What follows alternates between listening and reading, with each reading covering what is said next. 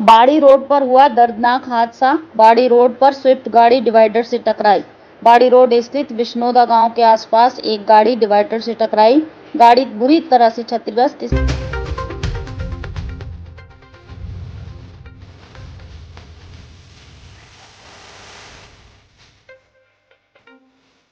में कई लोगों के घायल होने की आशंका। सभी घायलों को सामान्य चिकित्सालय धौलपुर में भर्ती कराया गया है। वीरेंद्र शेखर की रिपोर्ट, धौलपुर।